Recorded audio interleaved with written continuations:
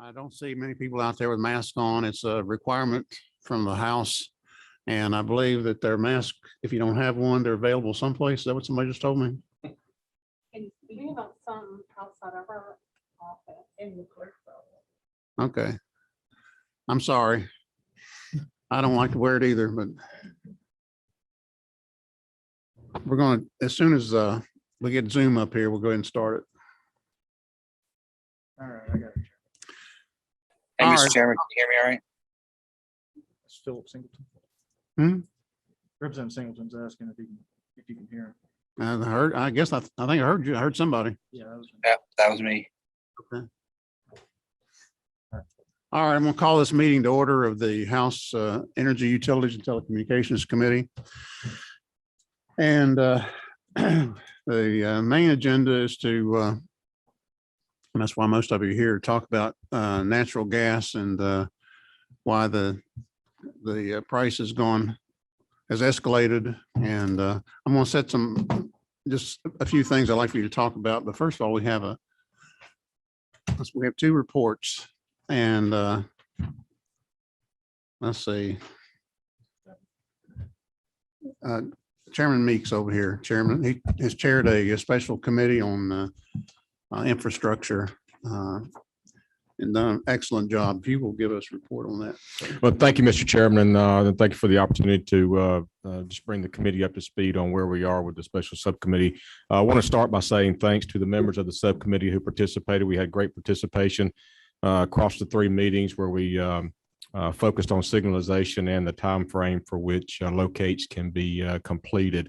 We have the three hearings, as I mentioned, and we will be working on recommendations forthcoming for a piece of legislation for Representative Vance for us as we get closer to session. So I appreciate all the input of the stakeholders, of the committee members. It was a good three meetings. Thank you. Appreciate it. Appreciate your work on it. Chairman Martin. Yes, sir, Mr. Chairman. I'm sorry, I'm available a little bit under the weather this afternoon and got out of the Capitol, but thanks for allowing me to make the report. We were looking at the right-of-way issue as you instructed us, and we have had multiple meetings virtually this summer and are still working on the items. The one thing, the right-of-way, the linear mile fee, with the DOT, they've made some progress with their rules and change, and we're going to bring back a report to you, Mr. Chairman, and suggest that we basically disconnect that, I believe, and bring that back into the statutory authority under the legislature. I believe we'll have some recommendations for that as early as next week. Then the second phase of that would be to look at a bifurcation of the right-of-way for people with the franchise fees. That's a bit more complicated. We're still gathering information, but we also look to continue to work with the stakeholders to bring back a report for you, Mr. Chairman, on both of those items. So it'll be a two-phased approach and bring it back to through the subcommittee as you wish and to the full committee for consideration. Thank you. Appreciate your hard work on it. Looking forward to the report. Before we get started, would you mind leading us? You've led us in prayer before, haven't you? I'd be happy to. Yeah.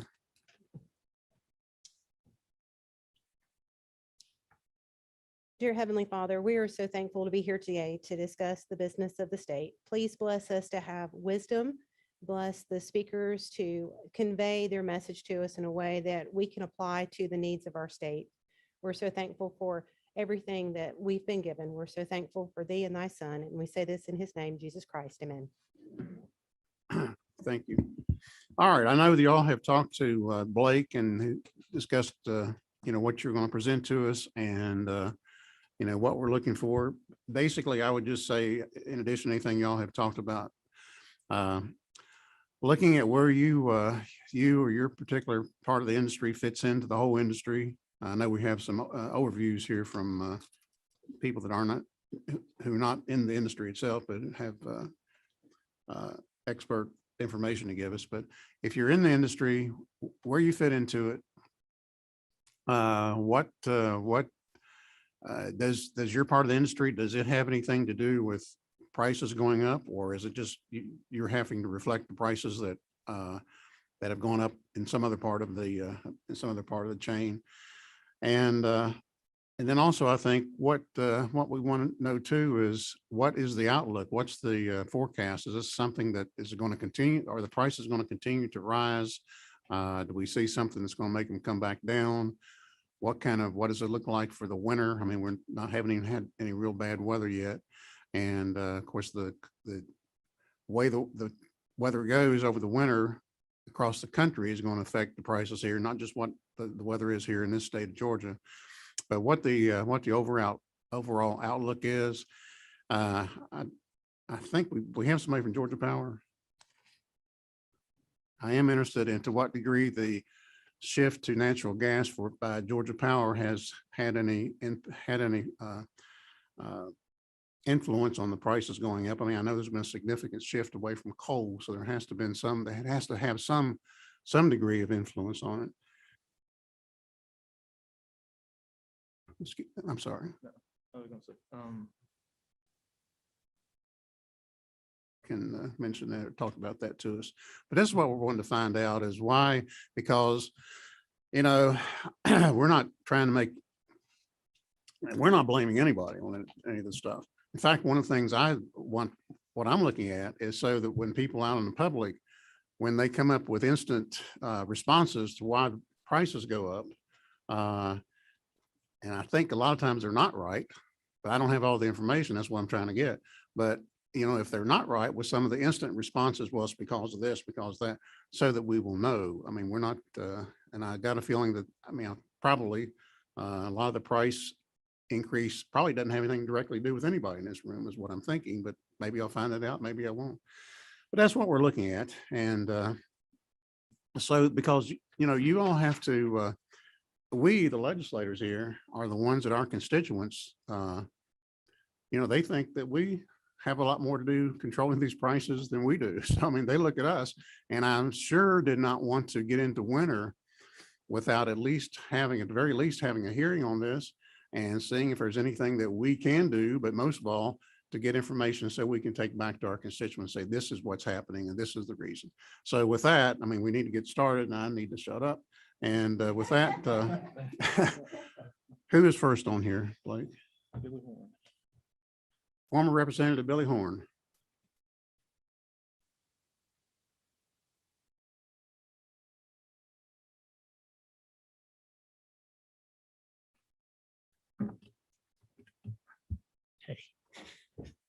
Well, good afternoon, Mr. Chairman, members of the committee. I see a couple of friends, and I see a couple more on the screen, and it's good to see you. You know, people ask me all the time, do you miss it? And my response is always, I miss my friends.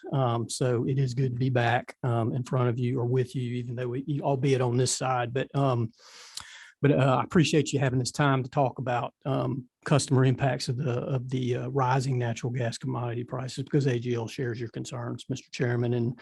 And we hope that me, on behalf of AGL and the speakers that follow me, can give us some useful information that we can use. You know, we can all use going forward to kind of navigate through this. But yeah, once again, I am Billy Horn. I work for Atlanta Gas Light. I've been with them for 23 years. Engineer by trade. I've had mostly engineering related positions with them, but moved over into the external affairs part about 8 years ago when I exited the legislature. I was a six-year member of this committee. And by the way, for those of you that don't know me, I hope to get to know you soon, but this, you know, I'm not biased or anything, but this was the best committee in the whole legislature. So, and I mean that in all sincerity. I really do. This was my favorite committee of all the ones that I was on. And I think I was probably on every one of them at some point in time, but this was my favorite one, and it is the best one. But Atlanta Gas Light is a subsidiary of Southern Company Gas, which is a subsidiary of the Southern Company. And we operate natural gas utilities in 4 states. Georgia is, of course, one of them. And over the next little while, you're going to hear from me and some people after me who are going to have comments on some different topics within this overall subject itself. But the marketers, PSC, some consumer advocacy groups, and they're gonna be better suited to speak to the customer impacts because they're actually where the rubber meets the road in the context of the natural gas market. And I'll explain what I mean by that and just more of what I mean by that in a minute. I'm actually anxious to hear what that say too, especially the PSC and the marketers, because they're going to hopefully be able to tell us what kind of tools they have in their toolbox that insulate customers to the extent they can from any kind of price volatility or something like that. But I'm hoping that I want to take my few minutes to kind of reorient or reset the committee as to what the natural gas market in Georgia looks like, because it's kind of a mixed bag. So anyway, to start with, there are about 2 million-ish natural gas customers in Georgia total. And of that, population of people, about 1.6 to 1.7 million of them are served by the facilities that Atlanta Gas Light operates. The rest are served either by the second privately owned natural gas utility in the state, which is Liberty Utilities, or by one of the 83 or 84 municipal operators that also operate within the state. But like I said, Atlanta Gas Light serves about 1.6 to 1.7 million of that 2 million-ish population of customers that take natural gas service in the state of Georgia.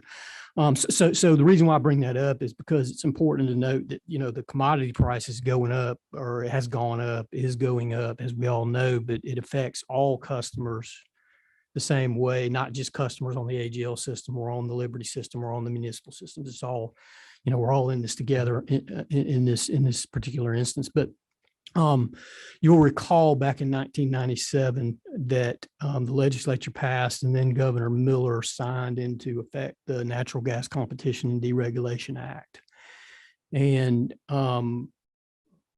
what that did, it went into effect in 1998. And what that did is at that point in time, AGL effectively exited or ceased the merchant function of selling natural gas to end use customers. In other words, AGL just became a pipes company. And what I mean by that is AGL owns, operates, maintains, expands the facilities, the pipes and the appurtenances and stuff like that that are used to deliver natural gas to end-use customers on the AGL system. We also have, we contract for the interstate capacity assets that have to come to the system to meet firm demand on a design day. We operate the peaking facilities that come online in instances of extreme cold weather and things like that. But we do not sell, AGL does not sell the commodity to end use customers. We stopped doing that upon the effective date of the statute. So anyway, so for purposes of this discussion, what that means for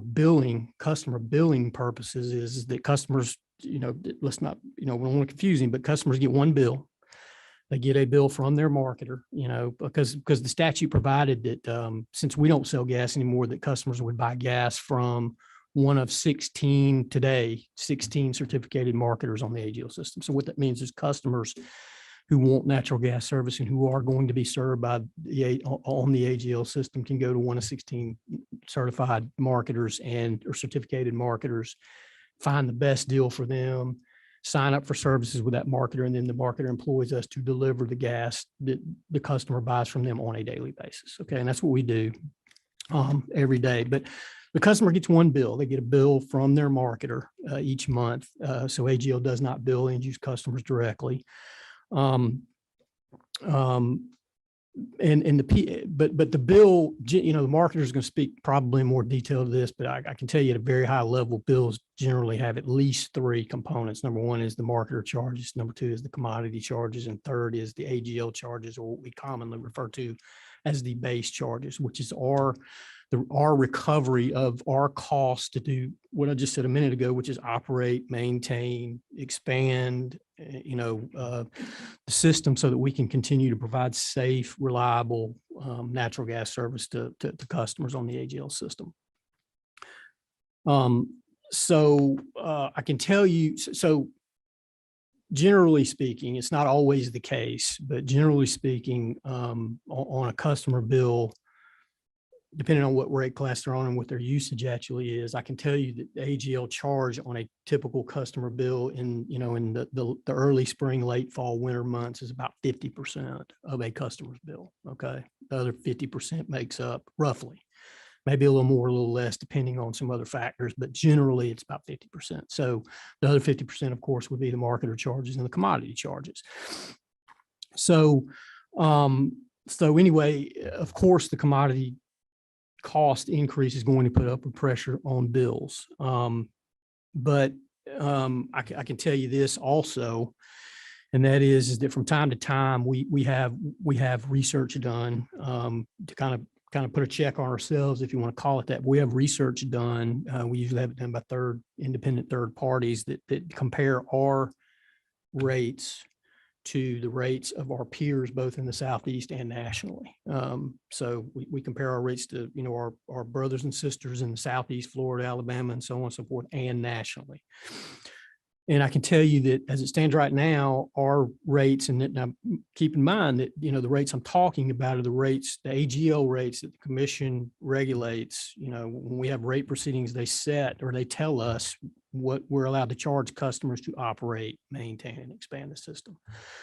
And the rates that we charge customers as they stand today, based on this latest round of research that we've had done, indicates that we're in the middle of the pack. In other words, we're about average. We're not any higher, any lower than anybody else in the United States as far as providing the natural gas distribution service. So anyway, Mr. Chairman, I just want to make a couple more points, and I'm going to step aside and let some other people come up here and talk. But I wanted to make these two things as clear as I possibly could. So the first thing is that it appears that natural gas prices are or have reached or are reaching their highest point or highest level since around 2005 or 2006 or something like that. But when you hear the media or whomever else say things like, well, this is going to cause people's bills to go up 30 to 50%, heating bills going up 30 to 50% doesn't necessarily mean that the total bill is going to go up 30 to 50%. It's going to be that one commodity component, right? Because our rates do not just change with the price change of the commodity. We can't change our rate. We couldn't change our rates even if we wanted to without commission approval. But the point is that you're going to hear, God, people's bills are going up 30, 50%. Well, probably not talking about total bill. They're talking about the actual commodity piece first. And secondly, even with these increases, natural gas customers still save significantly when compared to other fuel sources. And that's according to data that we get from time to time from the American Gas Association.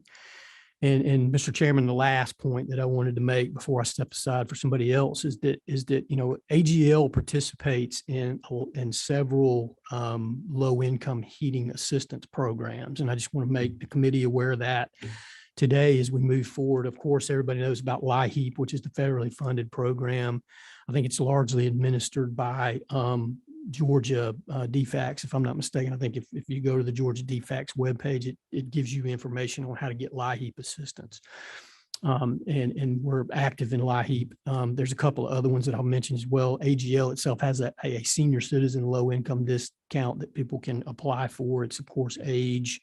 You have to qualify for it based on age and income level, but it is available to people who qualify for it. And the last thing I'll mention is there's a third one called HEAT, or Heating Energy Assistance Teams, which is AGL actually contributes money to that. And it is administered largely by the Georgia Department of Human Services. So people can also get assistance through that organization. And there's a couple other smaller ones that I mentioned too. If any that I could mention, I didn't write them down here.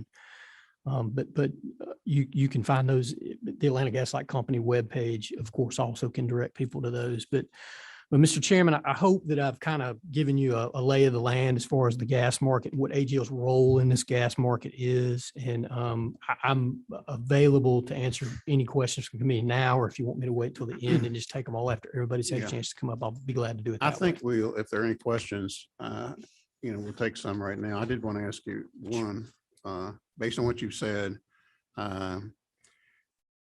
Your rates are regulated by the PSC, and regardless of prices of the commodity going up itself, the price that AGL charges doesn't go up unless it's approved by the AGL. Is that right? That's right. We can't just change our rates without commission approval. That's correct. So in this issue that we're talking about, AGL is not really contributing to it because your rates are approved by the PSC, and the part of it that you charge has not gone up as the commodity price has gone up. And we don't sell the commodity. We Right. don't go out to market and find the best price for the commodity to bring to, that's what the marketers do. And like I said, I think they're going to step up here in a minute and probably discuss that as well. But we're no longer we haven't Okay. been in the merchant function of selling gas to end use customers since Right. 1990. And well, the third thing I would ask, I'll ask other people that have questions, but so, the question is everything that's on the bill that's related to AGL,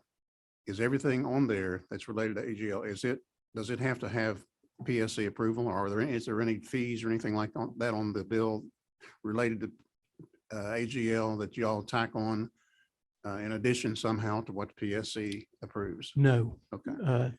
everything that we put on our bill must go through PSC and be Okay. approved. We do have, there is a base charge. There is a couple of riders that, the environmental recovery, there's some riders and Okay. things like that. But all of the things that are on the AGL part of a customer bill are approved by Okay. the Public Service Well, I Commission. appreciate, I That's mean, right. you've explained exactly AGL's role in this, and that's what Yes. we're looking for. Okay, thank you. Does anyone else have a question?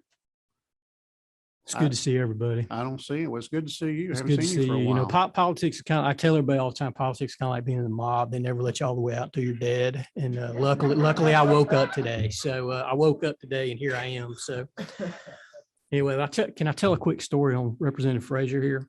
This Be will be careful great. now. Be So, careful. well, we were Watch on the out. Public Safety Committee years ago, and Chairman Burke Day, God rest his soul. Chairman Burke Day, God rest his soul, took us on a field trip to the GBI morgue. And it's just a morgue, right? There were brains in the scale and everything else. And we're standing there getting a presentation. I'm standing next to Gloria, and I look up on the metal cabinets right there, and there was a magnet up there for a phone number for takeout Chinese. And I kind of nudged her and said, "Hey, let's go get lunch, Chinese food for lunch after this." With it. I was joking, You're but lucky you're it's a funny still story. alive. That's right. Thank you, Mr. Hey, it's good to see everybody. Thank you very much. Thank you very much for the time. And I'll be glad to answer more questions if any come up later, but I appreciate it very Thank much. you. Good to see Appreciate it. everybody. Good presentation. Next is Freddie Cardoso.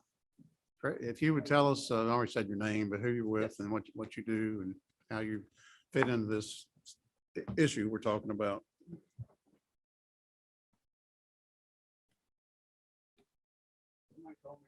I think it was Representative Frazier sent me a note, said since I'm the chairman, I don't have to do this. I know that Gloria is military, and I'm including my reserve time, a retired first sergeant in the United States Army, and I would not do something here and take advantage of a situation that the people in the committee would have to do. So I'm putting my mask back on except when I speak. So. All right. So good afternoon, everyone. Good afternoon, committee members. And my name is Freddie Cardoso. I'm Chief Supply and Risk Officer for Gas South. Gas South is a natural gas marketer here in Georgia and other states. And what I like to present, and thank you for this opportunity to speak about this, is on behalf of the natural gas marketers in Georgia, and more specifically, as Billy Horn was saying, behind the AGL system, which is the one that is deregulated, and there is a competitive natural gas market retail. So I'll go over high-level explanations on how we, the marketers, buy the gas, what is going on with the market, the fundamentals, and how this is going to impact customers and all that. But before that, I'd like to address your question, Mr. Chairman, and just I'd like to begin saying that on what relates to the wholesale commodity cost of natural gas, we have absolutely no influence and no control over it. It's a nationwide and global commodity market that it's outside of any individual market participant player. It's a global commodity market. And on our first part, how we buy the gas marketer. So as described before, our role is to source and supply the natural gas for our customers. And we do that by moving the gas across the interstate, buying the gas from production areas, moving it across the interstate pipelines, and then we bring it to the AGL distribution system, where the AGL distributes to the end use customers. Nowadays, the majority of the gas in the US originates from onshore wells. Our state is supplied by two major pipelines, Southern Natural Gas and Transcontinental, which gives us access to gas market from the west, kind of Texas, Louisiana region, and from the north as well, Pennsylvania, West Virginia. So we have access to those two major basins of natural gas. And the market price for the gas source in this matter varies by location. There are some other factors that impact, but it's all related to the overall commodity price of the index. And the most popular one that you might hear quoted many times in the industry is the NYMEX natural gas. And that's the one that is being quoted when we say, oh, prices are so high right now and all that. So NYMEX is the overall commodity price that is used as a benchmark across the US. There are some other costs to natural gas that impact its ultimate price, such as transportation costs and fuel losses and all that. But overall, the main component of it is this NYMEX commodity component. So historically, in the past, NYMEX natural gas prices were very volatile and elevated. Between the late 90s and 2008, prices ranged from $2 to $15 per decatherm. There were several periods that saw prices double in a matter of few months. And there were extended periods that prices were above 7 and higher. But in 2008, 2009 was a landmark period for NYMEX prices because they saw first the burst of the commodity bubble. If you all remember, all commodity prices were extremely high just before the Great Recession. But after that, all the prices came down. But after that, the shale revolution, the enhancement of technologies that allowed for the exploration of shale resources really kept those prices down for a long time. And we have enjoyed actually a long period of low prices if you compare them to the past, and low volatility. So for most of this time, since then, since 2008, prices have fluctuating between $2 to $5 per decatherm, again, as opposed to the $2 to $15 that we saw in the past. Now, there have been a few brief excursions above $5, like the one we're experiencing now. But these spikes in the past have been mostly due to extreme winter weather, such as the polar vortex of 2013 and the bomb cyclone of 2018, among others. Now, just before the pandemic hit, and up until this year's, prices were actually particularly low and stable, trading between $2 and $3. But since April of this year, the market began to rise and prices have more than doubled since then, reaching a peak of $6.50 in early October. The market has remained volatile, trading sideways as we see, sometimes going up and down, but it has come off some from its peak and it's currently down to around $5. While we welcome this recent drop, the market is still significantly elevated compared to a year ago. We share the concerns around the increase and the impact on consumers. But as you can see, these are not unprecedented levels. And part of the issue is also that last year's prices were particularly on the low side. So what is impacting and what is causing the increase in natural gas prices? Like any other efficient market, it boils down to supply and demand fundamentals. More specifically to the NYMEX market, which is forward-looking, prices are the result of the perception of these fundamentals between market buyers and sellers.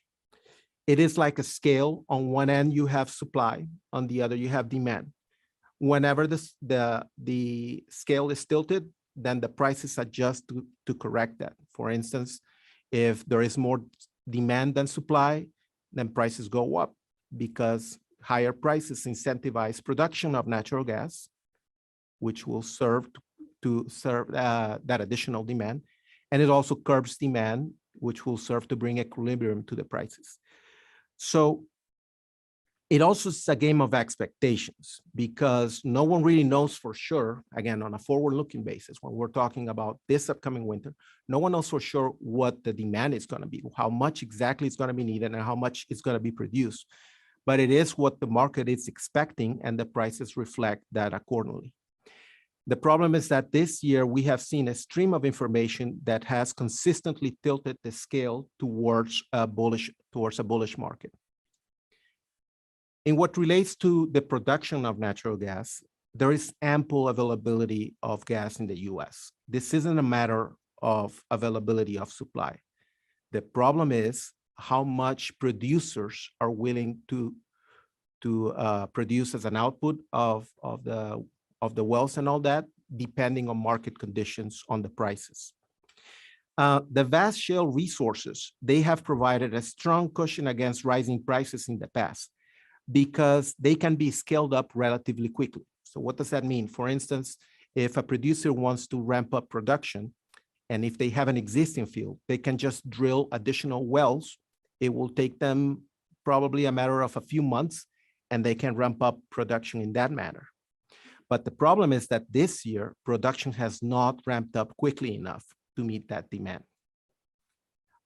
Nationwide production was at an all-time high just before the pandemic at the end of 2019.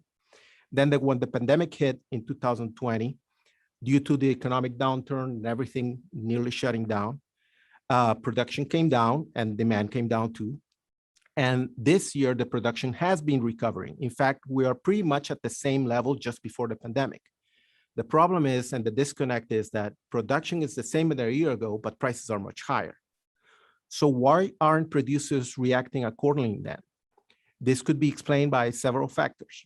Perhaps they feel the impact of high inflation, a tight labor market, but there seem to be other reasons at play. US exploration and production companies recently indicated to stock analysts that they are not inclined to spend more money on drilling new wells, despite rising natural gas prices. They have so far chosen to use that additional cash that is coming from the higher gas prices to pay down debt and return cash to shareholders. Another factor making these companies hesitant to invest in growth is probably concerns over uncertainty of environmental, social, and governance policies of the current administration. Another aspect of supply is storage inventories. Nationwide storage inventories are currently stand 8% less than a year ago, and they trail the 5-year average by 3%. However, this gap was more pronounced during the summer, and injections into storage did pick up in the last couple of months. The oil market has also suffered a similar fate when the pandemic hit. Global consumption of refined products dropped dramatically when we hit the near standstill in 2020. But demand is now surging, and it has recovered to pre-pandemic levels as life is getting back to normal. Oil supply, however, has been kept in check by OPEC, and this has caused a rise in oil prices. In October also, they hit a 7-year high when it reached $85 a barrel. Now, the fact is this is all related to a global energy crunch, which has been driving natural gas, oil, power, and coal prices around the world to record highs, especially in Europe and Asia. The reasons are the same ones that we've been discussing. The demand is bouncing back, but there are some issues with the supply. Which brings us to one consequence that we are feeling here because of that global energy crisis. US exports through liquefied natural gas, or LNG, now look very attractive. As a comparison, December gas, which is trading around $5 per decatherm here in the US, they are trading at $26 in the UK and $32 in Asia. So that in turn is pushing prices up here because exports are going up. And pipelines to Mexico and Canada and these LNG tankers have moved record quantities of gas out of the country and are expected to keep rising. LNG export facilities have been operating very close to maximum capacity. The other major factor in determining the demand for natural gas is weather. Higher market prices could have less of an impact in customers' bills this winter if temperatures are moderate. Conversely, if the situation could get worse if we have a very cold winter. According to the National Weather Service Climate Prediction Center, above average temperatures are favored across the South and most of the Eastern US, as La Nina climate conditions have emerged. The expectation is the main reason behind this sharp drop in the last few weeks that I mentioned at the beginning. However, I should caution everyone that mid to long-term weather forecasts are not as reliable. So the situation for this heating season is still uncertain. So what is the bottom line for all of this for our customers? Unfortunately, while the market has receded from its peak, there are still elevated prices and bills are expected to be higher this winter, assuming average winter temperatures. But this issue is not limited to our state. It is a nationwide problem, and it's not limited to heating bills either, as inflation and the pandemic supply chain disruption continue to impact all of us. However, there is an important characteristic that we should highlight that is available to these customers in Georgia that are served behind NGL specifically. We have a thriving, competitive retail market that allows customers to select different price offerings from 16 different marketers. We offer fixed prices of different terms. The most popular is 12 months, but we also have 6, 18, 24, and even 36 months.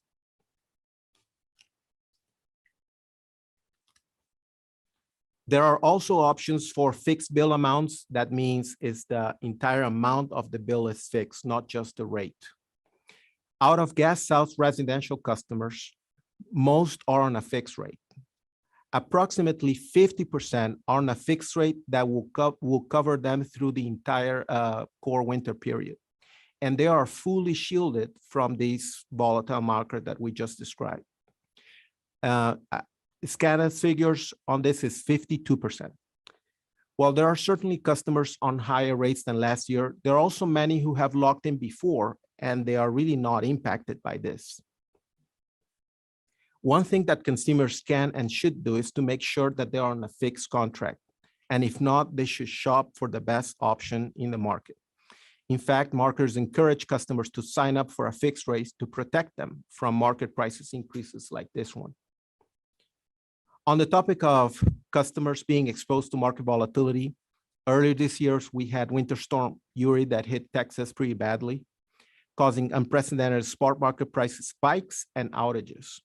Our Georgia customers enjoy a robust and reliable gas system, which provides for supply diversity. We have access to the north and west markets that I mentioned before. We also have an LNG terminal in Savannah. And reliability, because we have both out and in-state storage resources that are available to serve the market in case of disruptions. And all residential customers are on monthly rates that protect them against spot market prices that vary per day. On my last point, committee members, if you're not aware, there are resources available for your constituents to help cover energy costs. They can receive energy assistance funds from HEAT, distributed by the Georgia Division of Family and Children Services, Salvation Army, Society of St. Vincent de Paul, or United Way. Most marketers donate to HEAT. Gas South gave $75,000 to HEAT for assistance bills this year, and so did SCANA. Gas South has been given to them and to several other assistance programs for many years. We also have our own assistance program called Helping Hands. And last year, we provided $1 million in total for COVID relief.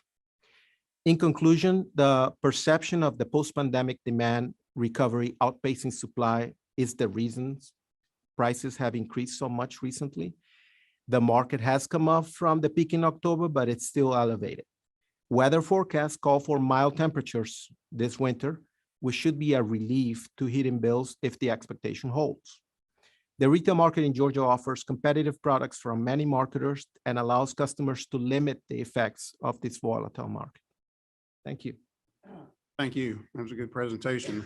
I was glad you put the, I wanted you to put in perspective the global part of it and Mhm. how that actually affects. You did a good job with that. But I did want to ask you, we probably have other questions, but I wanted to ask you if this US natural gas is selling to Asia at $35 a therm, a therm, and Mhm. 25 to Europe and around 5 here. So what is it? I mean, from a business standpoint, you don't want to say, well, I'm going to sell my gas to Right. Asia. I mean, Right. So how does that separate out? I mean, how does that even work that it's been sold here at 5 or 6, whatever you said? And what is it? How is it broke down that this much goes to LNG overseas and this much stays here? What determines that? I mean, it can't be price, because if it was price, it would all go overseas. Right, correct. That's a very good point. The main reason, Mr. Chairman, is because there is limited capacity to move that gas.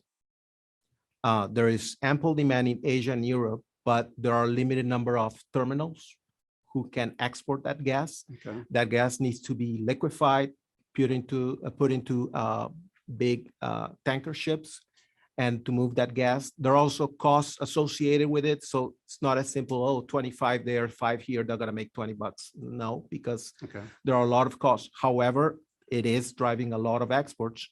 And that's what I was saying. It is expected to rise, and that's driving a lot of the capacity is nearly at maximum for the LNG terminals. Now, there is an aspect of this that I should say it can get much worse, because with this price differential, they're already doing everything they can to export the gas.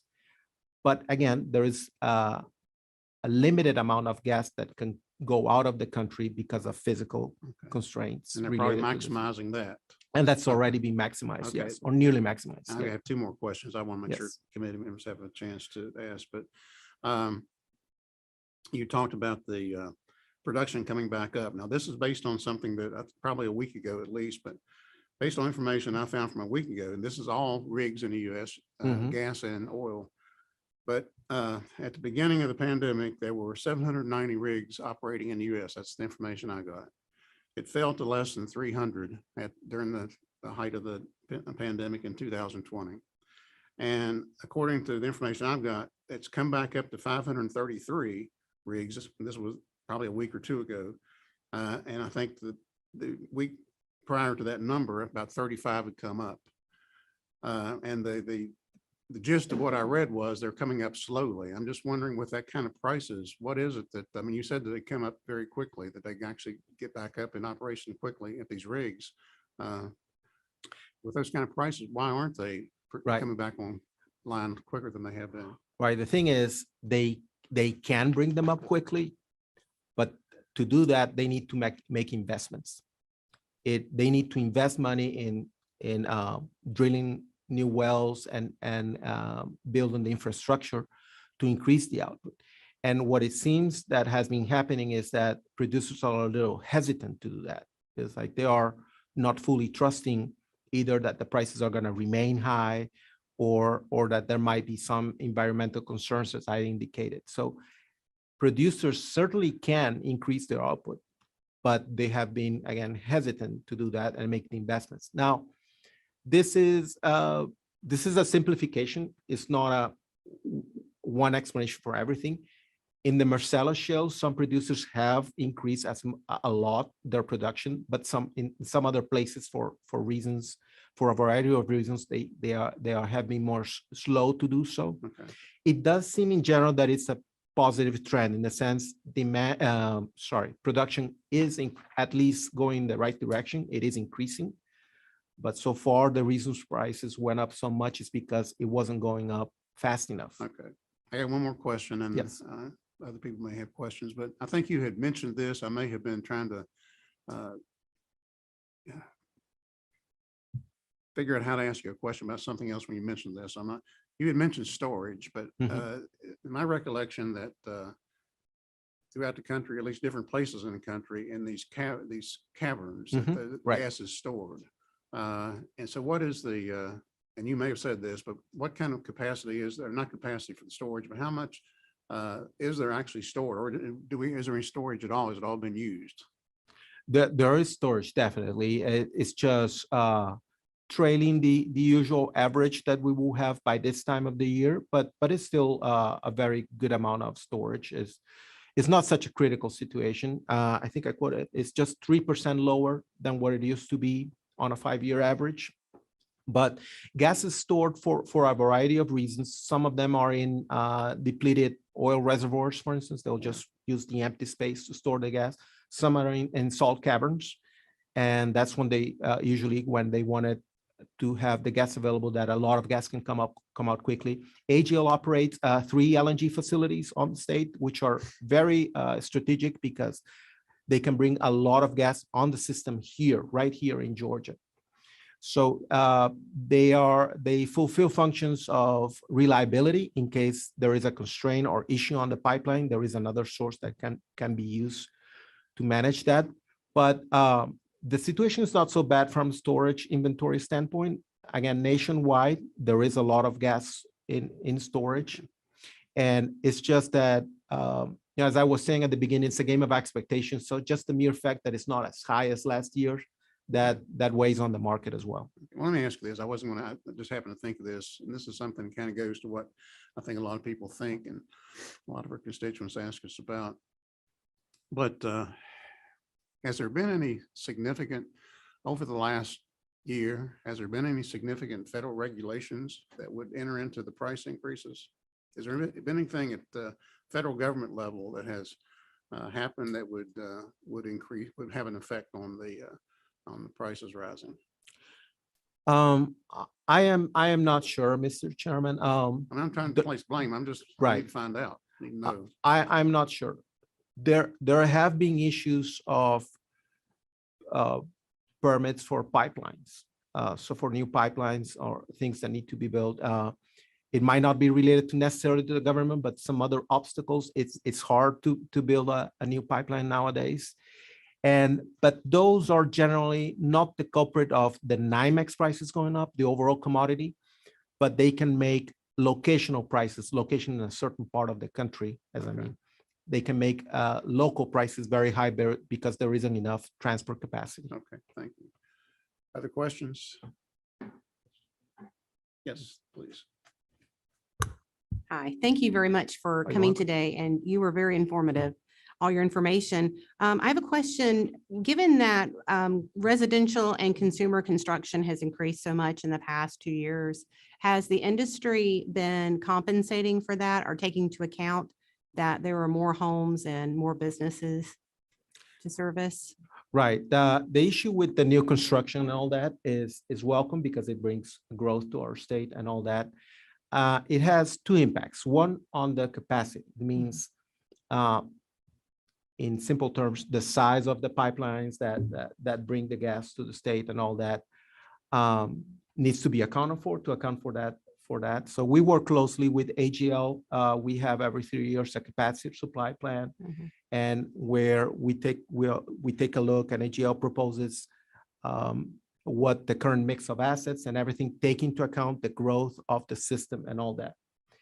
On the side of, well, if there are more buildings, more residentials, and more businesses, there's also more consumption, so more gas is needed. Again, it goes back to, actually, there's plenty of gas. That's not really the problem. It's just what the price the producers want for that gas that they are taking out of the ground. But there is ample supply of natural gas. So that's plenty to accommodate the growth of the country. Okay. Other questions? Representative Frazier. Thank you, Mr. Chairman. Mr. Cardoso, that was an awesome presentation. And I had 4 questions, but you looked in my eyes and you answered 3 of them. So the last one I have for you is about the storage units. I'm just so interested in the storage units. During the pandemic, we were all sheltered in. We used a lot of natural gas. We did more cooking. We did a lot of this. Is those storage units used specifically, and the shortages of the natural gas not being able to be shipped over because probably of personnel and cutting back of the wells? Did we use those storage units as backup for all us being sheltered Right. in. And then are those storage units that big that they can accommodate all of us in a pandemic and still have enough to maintain in a shortage? Right. The system was very reliable during the pandemic. So in spite of everything that was going on, there were no major supply disruptions. So the system was operated. What happens from time to time is some other issues, acts of nature or something, like for instance, a hurricane, storm activity, or in the winter, a winter storm, icing conditions and all that. So the storage will allow you, if a certain pipeline is offline for some of those reasons, and you need gas in that part of the system, then you can use your storage resource. They are very large. Some of them allow for instance, the LNG peaking that it's on the system in the AGL system that I just mentioned. That's a very considerable amount, and it covers a good winter days demand.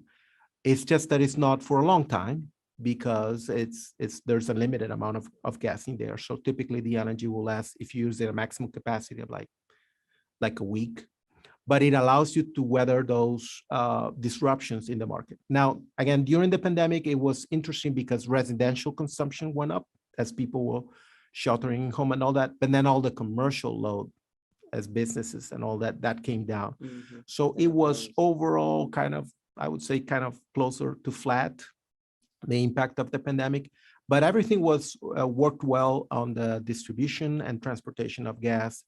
Luckily, throughout the pandemic, it worked out. There were no significant disruptions. Thank you. Representative Anderson. Yes, sir. Thank you again for the presentation. It was mentioned earlier that the majority of the capacity we have is onshore Yes. source. Can you give us just a rough breakdown of what the source, what the breakdown of the sources are? Right. I don't remember exactly, but I think about 20 to 25% comes from the Texas, Louisiana region. Again, onshore. There is still offshore production in the Gulf of Mexico, for instance. I think that accounts for, I think it's 7% or so of the total supply. Those numbers were reverted back in the day, like in the early 2000s, it was the opposite. Most of the gas came from the Gulf of Mexico. You're welcome. Any other questions? Somebody has one there. Yes, sir. I just did this, take my mask off. Just my question is natural gas in and of itself, does it have its own special drilling that's done for it, or is it something that's kind of a byproduct of drilling for oil? A good question, both of them. And that makes them connected price-wise many times. Like this year, for instance, oil prices also went up a lot. So there is what they call dry production, which is when you drill just to get gas. But when they drill for oil, there's actually just the whole mixture of hydrocarbons there. So they have what is called associated gas with that. So associated gas is a big source of supply for natural gas because the US is also one of the largest producers of oil now that it's being extracted from shale resources. So it is a significant component. We usually distinguish them by the name. So dry gas means production of exclusively natural gas. Okay, so the process of shale production, which is like a fracking process, if I remember correctly. Yes. It's, as everybody knows, during the downturn, oil went down to what, -$18 a barrel. I would have liked to had some space to put some oil at that time.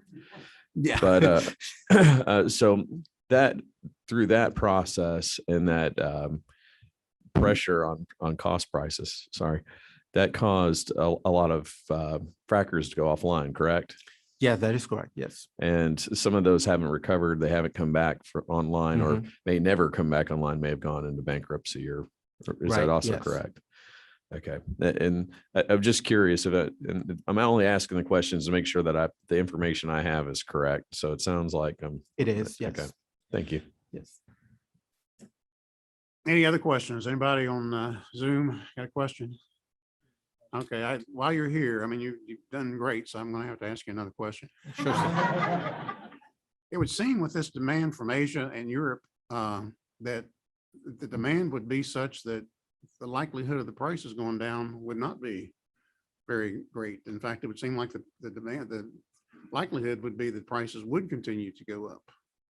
I mean, am I not reading that correctly? I mean, if we have this tremendous demand, it's my understanding that in Asia, they're bringing these factories back online, and that they're buying a lot of our natural gas.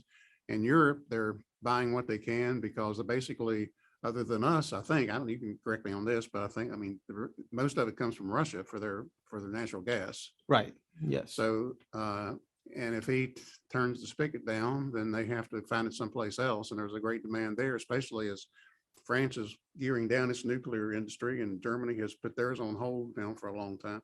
So, I mean, where I'm going though, it just, I fear that and that's what I'm trying, one of the things we're trying to get to here, is there any likelihood that the prices will go back down again? It doesn't sound like that they probably will. Is there any likelihood that they'll go up? I mean, just based on this supply and demand that you've mentioned, and especially with this overseas market. Right. There's an old saying in the industry that we say that the cure for high prices is high prices. And that, meaning that if we do have a sustained environment that no prices are just, they don't come down and they are keeping at an elevated price for a long time, I feel very confident that eventually the E&P sector, the producers of natural gas, are going to crank up the supply, the output. So there should be a reaction there. Okay. I also think there is a good chance, but unfortunately this goes both ways. But a lot of this is hinging on the winter. So the market right now is looking at, okay, global energy supply crunch, super high prices in Asia and Europe. That's not going to go away, as you said. But at the same time, well, what's going to happen in the US? Everything, I think right now, everyone looks under the lens of an average winter. So they say, okay, prices are around $5 now. But we could have a mild winter indeed, as the National Weather Service is predicting right now. And they go through half the winter season, then realize, oh, it wasn't that bad, and prices go down and they come back to more normal levels in spite of the high prices elsewhere, because again, there is limited availability of the export. But we could also have a surprise that the fact that even if the forecast is correct, doesn't mean that every day is going to be mild. You can have certain days of very cold temperatures. They're just saying that on average, they expect them to be lower. So a lot of that hinges on the actual weather. So, but I think there is a decent chance that prices can come down. Okay. Any other questions? Thank you. Great presentation. You're welcome. Janie Chavez.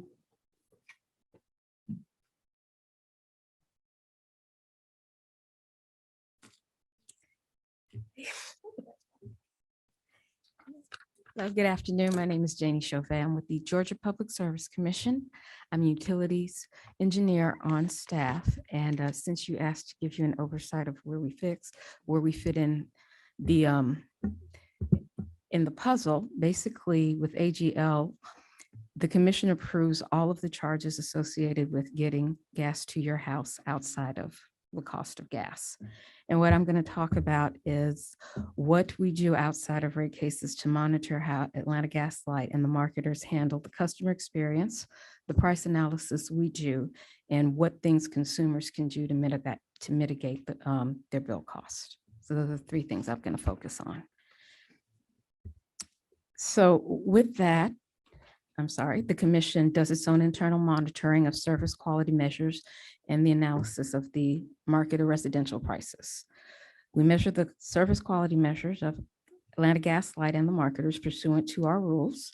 Rule 515-7-7, Service Quality Standards for the Electric Distribution Company, requires Atlanta Gas Light to file information for meter reading accuracy, meter reading timeliness, billing accuracy, response time for leaks, and call center response times and forecasting.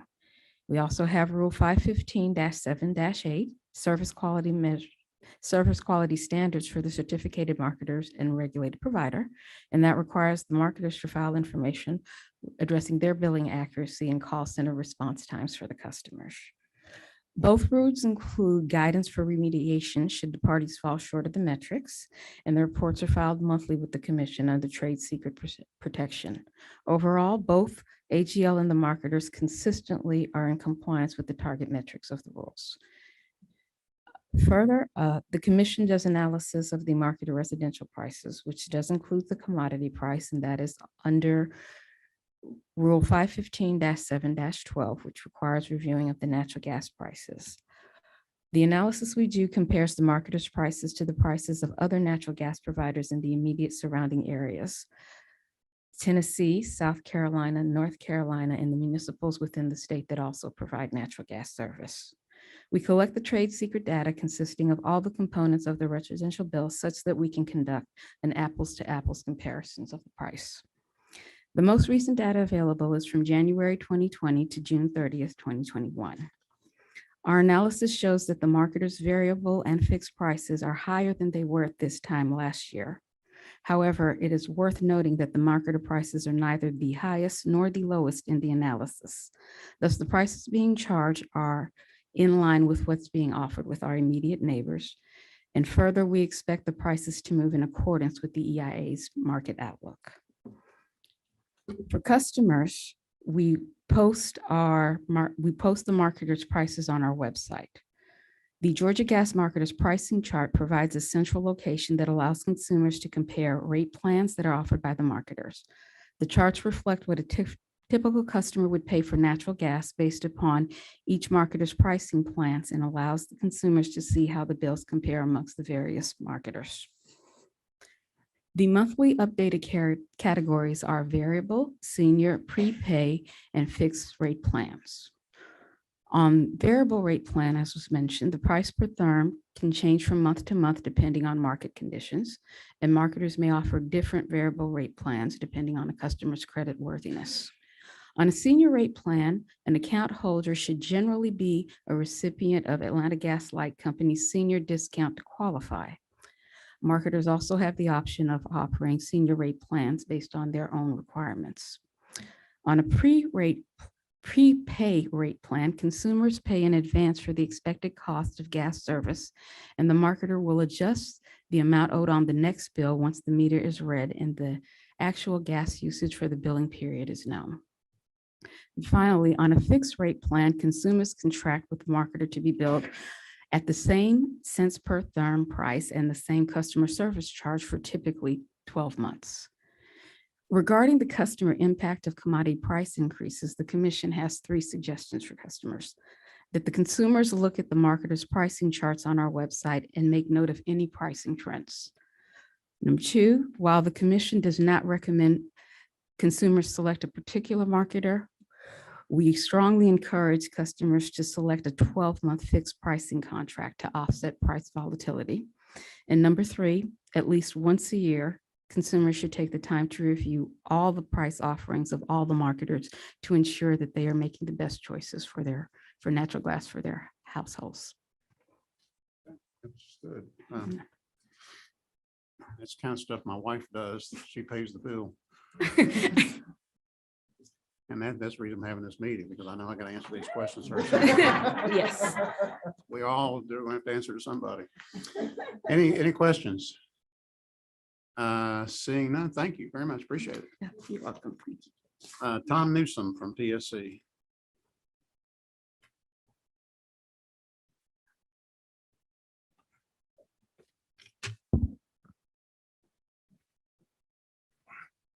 Good afternoon, Chairman. I'm here to give a regulatory perspective on the electric industry. We regulate. I'm a director of utility finance with Georgia Public Service Commission. We regulate Georgia Power. So all the data I'm going to give you is Georgia Power. Of course, there's the EMCs. Georgia Power covers about half the customers in the state. You've got the EMCs in the cities and probably TVA, the other half. So that's a different, the data I'm giving you, Georgia Power is probably similar for them, but it's not a complete it doesn't completely match up. The first issue was generation mix for Georgia Power in 2020. Last year, they used gas to generate about half their power. They used nuclear to generate about 30% of the power. Coal was 15%, and the rest was last 5% was hydro and solar. So they've got a pretty diverse mix there. Their two sister utilities, Alabama Power, for gas, they're getting about 24%. In Mississippi, 90% of electricity comes from gas. So Georgia Power is kind of in the middle of those two there. So that's kind of the generation mix. One thing about I'll bring out the coal is they have opportunity when gas prices go high, they can run the coal plants. They're cheaper to run instead of having to run the gas plants full out. So they got a chance to arbitrage the difference between the gas and coal.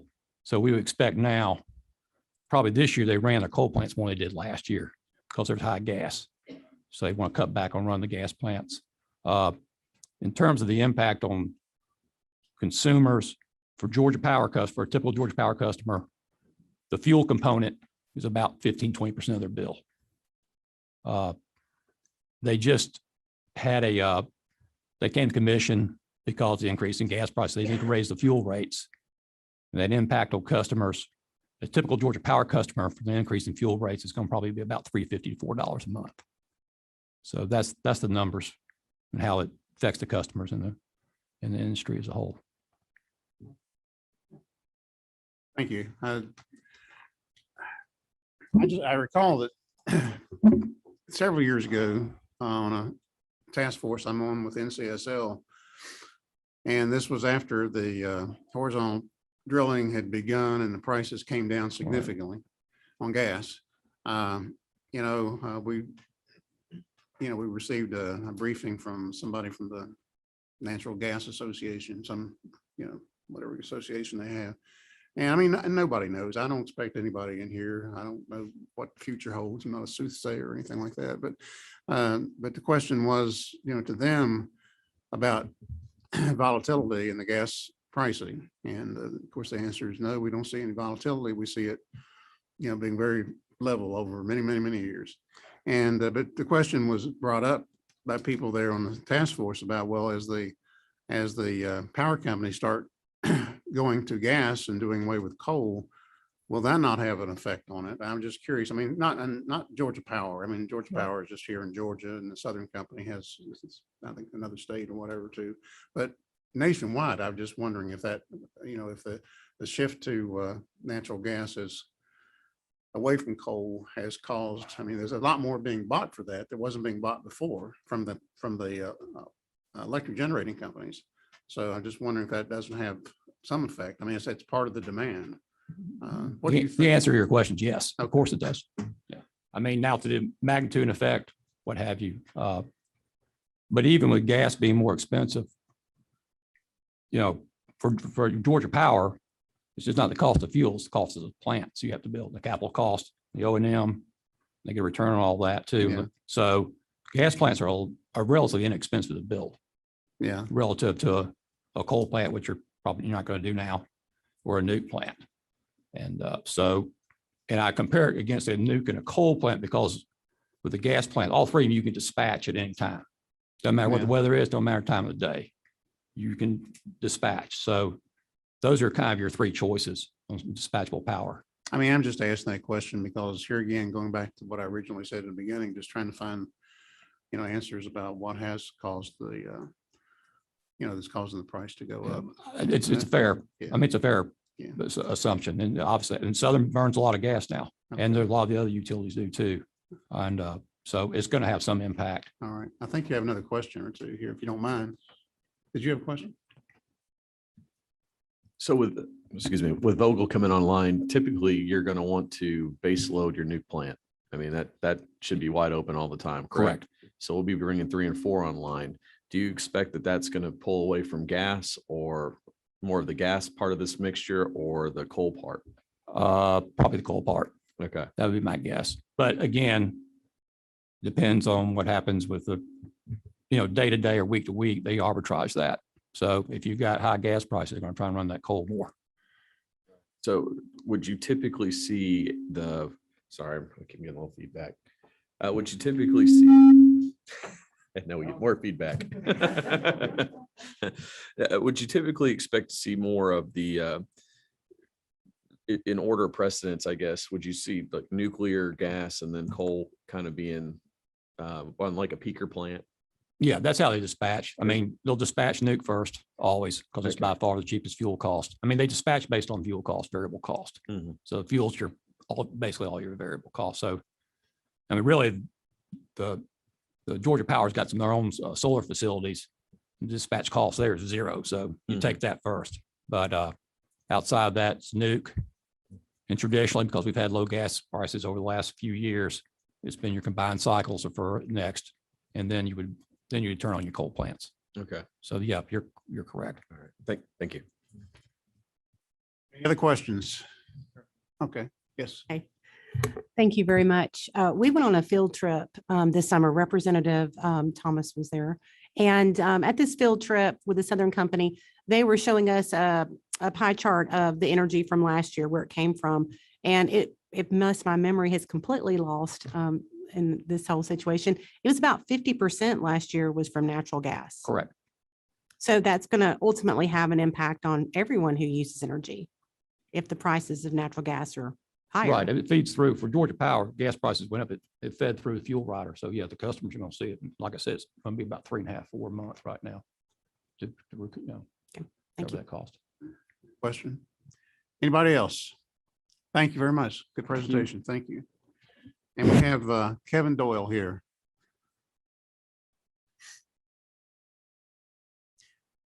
While Kevin's coming up, well, we'll go ahead. Come on up right now.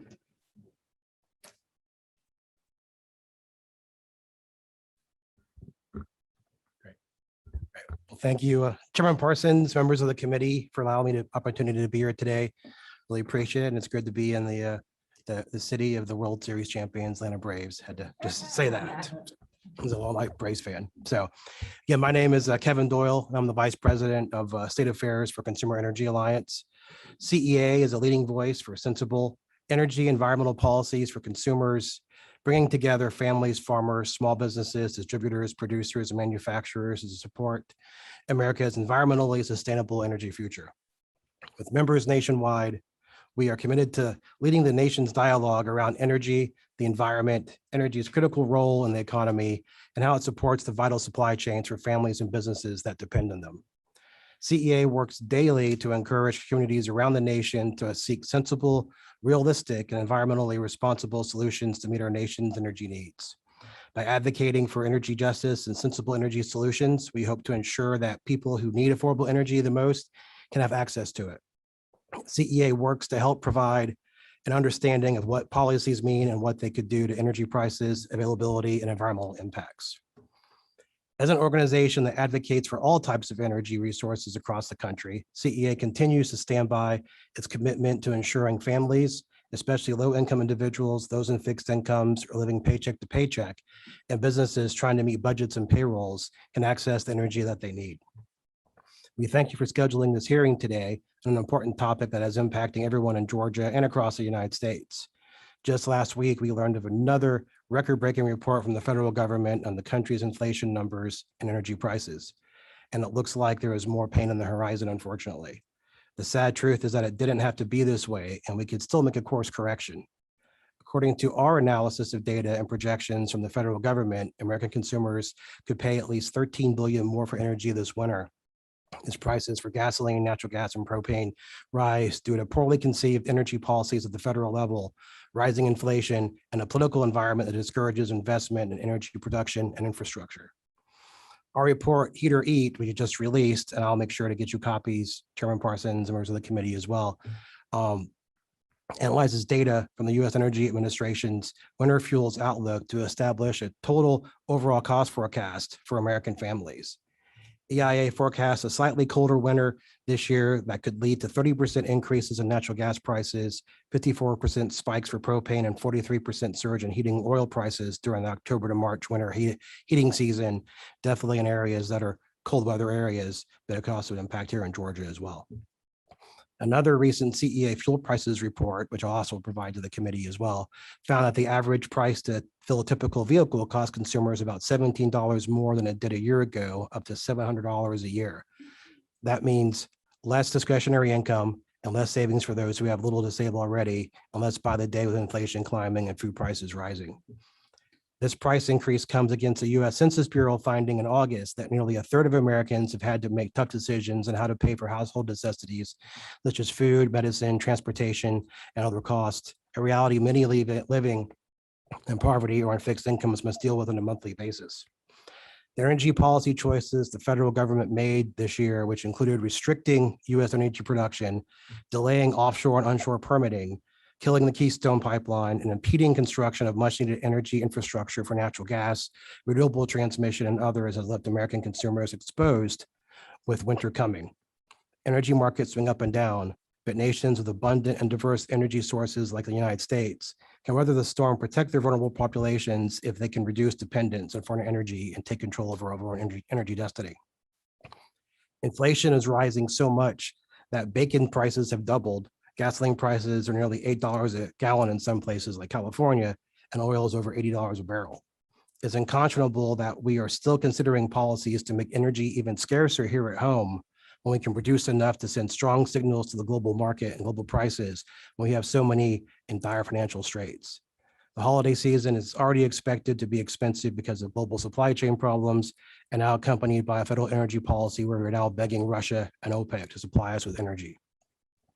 American leadership is already showing that we can meet or exceed emission reduction goals while producing more energy when we are allowed to do so.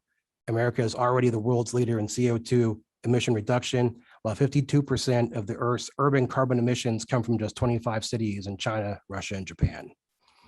We need practical solutions to make our environment healthier and ensure our energy supplies stay robust, such as rebuilding our supply chains by allowing the critical minerals mining necessary to support America's clean energy economy, unfreezing access to natural gas resources managed by our federal government, and allowing for the infrastructure necessary to ensure reliable, affordable transmission of energy while putting Americans' energy workforce back to work. Even with the challenges, Georgia's energy providers are working hard to keep Georgia's electricity energy costs below the national average.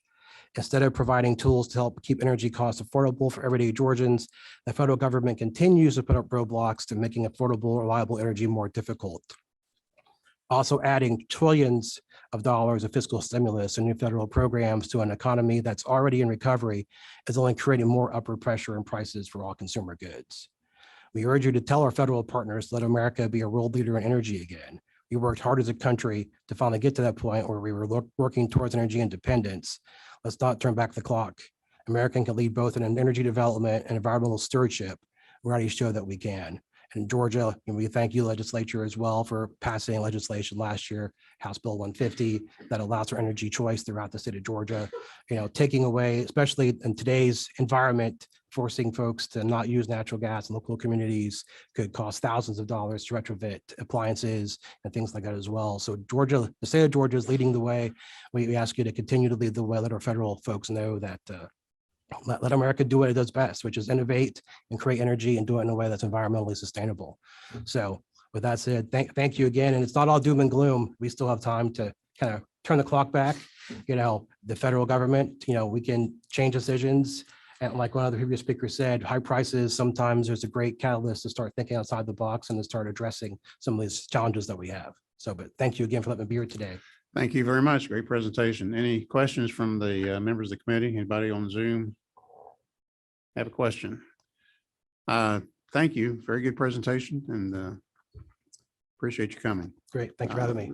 Everybody, it's everybody I have on the program. Is that right? Yes. Is there anybody else out there that wanted to have anything to add? Thank you all who came and all that who came to present. This is an issue that has been on my mind for some time, and I appreciate Blake putting it together, and appreciate y'all working with him to do it, because I know that as you know, I think we've had, in my house anyway, I think we've had one night that went to 32 degrees, but we have a lot of cold weather that's going to be coming up. And, you know, I don't know how, you know, what kind of what kind of outcry we might get if the prices become too burdensome, if the supply becomes too limited. And I wanted to have the committee to have the opportunity, and myself too, the opportunity to try to find out, get some answers so we can try to look our constituents straight in the eye and say, this is what we believe based on what we've been told. And I know that y'all told us what you know. This is what we know that's causing these things to happen, and that there's no, there's no easy, a lot of responses. There's quick responses about things like this. And I don't like it. I don't like it when, and I was a telephone man, installer repairman actually for several years. And I just learned, speaking of cold weather, I learned going up on poles, which I did a lot for about 2 or 3 years as an installer repairman. I learned not to jump to conclusions, because if I jumped to conclusions, that meant I had to go back up on the pole 2 and 3 and 4 times. If I tried to get all the answers when I was up there the first time, I may not have to go back up a second time, and it could get cold. I've been up on a pole when the ice literally froze my back to where I'd be working for a while and all of a sudden move a little bit and it would crack and the ice would fall on the ground. It's not the most comfortable. But anyway, that's what led to me not wanting to make jump to conclusions. But thank you so much. Oh, one more thing. Billy Horn, would you stand up, please, sir? Happy birthday, Billy.